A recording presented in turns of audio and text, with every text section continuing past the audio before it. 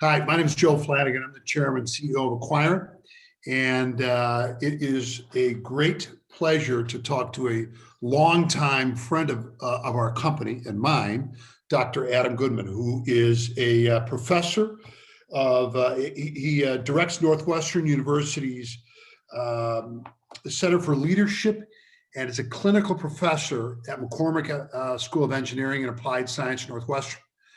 In addition, Dr. Goodman has had a very robust consulting practice for many years, came out of the private sector, and has enjoyed his time in the teaching world at Northwestern, which is in the shadows of our office. So we've had Dr. Goodman come to speak to our company on several times on offsite retreats as well as internal things. So Dr. Adam, it's great to see you again, and thank you for making the time. And by the way, first time I met Dr. Goodman, he was the chairman of the board of the Evanston Youth Job Center, and many social and philanthropic right, things. where Joe is a longtime board member. Longtime board member.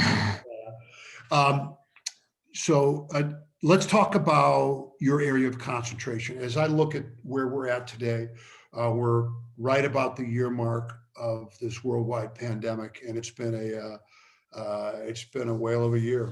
I mean, it's been by and large, a very difficult and disappointing year for most people. There are certainly businesses that have thrived in this environment, but certainly not many in the small mid-sized business environment. But Doc, what I wanted to do is ask you, kind of as we're coming through this, we see the light at the end of the tunnel, and hopefully it's not a train. Hopefully we've got, the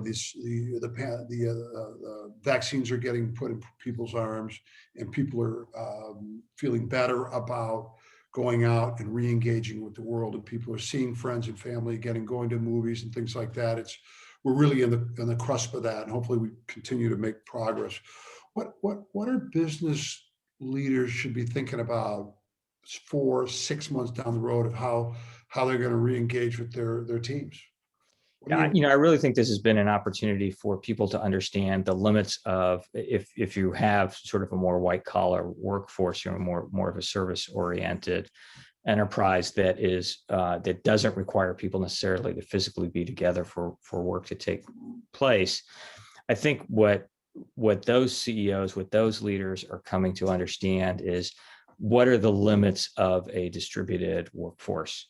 And what are the pieces that have really gone missing, right? Or have not been as present in terms of the effectiveness of their work. Okay, clarifying question, distributed workforce, how do you define that? So distributed workforce are people who are not physically together, right? So think about, in today's environment, it's the people who are working from home. But pre-COVID, you could take a larger, sort of non-geographically,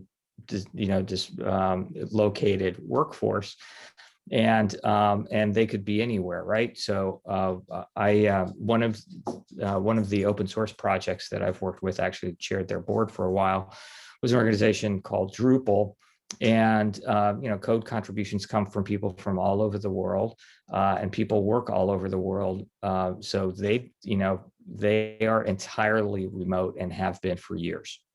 That's I don't want to say it's increasingly common, but it's definitely a feature of organizations, both big and small, depending on the nature of the work that they do.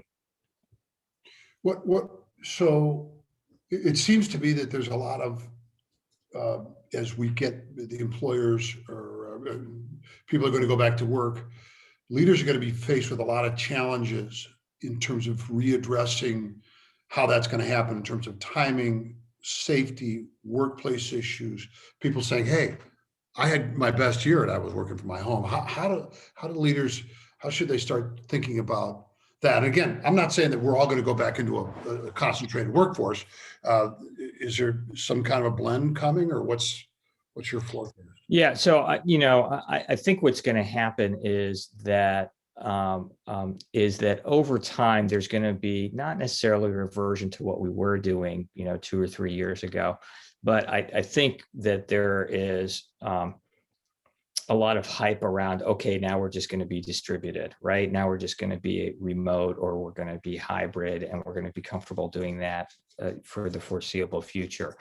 I suspect, and I could be proven wrong, but if we look back 5 years from now, we're going to find that that the ways in which people have been physically together will have returned in a fairly significant way. Now, I think there will be, sort of some exceptional organizations who have made, meaning exceptional, meaning, sort of not typical, who have made much more conscious decisions around being comfortable with hybrid or remote, and that they're not going to, quote, go back to the way things were. But I actually think they're going to be fewer and farther between than we would think. And in part because I think CEOs and others are starting to see, again, yes, work can happen and work takes place, but there's also a fair amount of loss, maybe not so much in productivity, but in terms of the connective tissues that keep organizations really healthy. What are those? What have the losses been in your? Sure. So the ones that I would pinpoint, and certainly, I'm seeing it in the literature, and I know that others are too. The big pieces are, we know that people just collaborate together when they are physically together. They just do that work better. And remote collaboration is just a lot harder. We know that in terms of, development and training, again, we'd all like to think that remote instruction works. And I think parts of that, does work and can work well. But the decision to say, hey, this person could really benefit from some more training, that's as much of an informal process as it is a formal process. And so I think, again, CEOs are aware that the training is lagging. Certainly, people just being connected to each other is one of those things where we've all been on the Zoom call that is, we got to get this work done, let's get it done. And that sort of connective tissue that would take place in the first 5 or 10 minutes, or the last 5 or 10 minutes, or as people are going out into the hallway, again, all of that actually has value. And I think CEOs and other leaders would point to that value. And then third and fourth are the ideas of culture and values, right? All of that gets reinforced when people are physically together. So even in distributed work teams that certainly I've worked with, they still take time to make sure that every month or every quarter or whatever that cadence is, that they are bringing people physically together.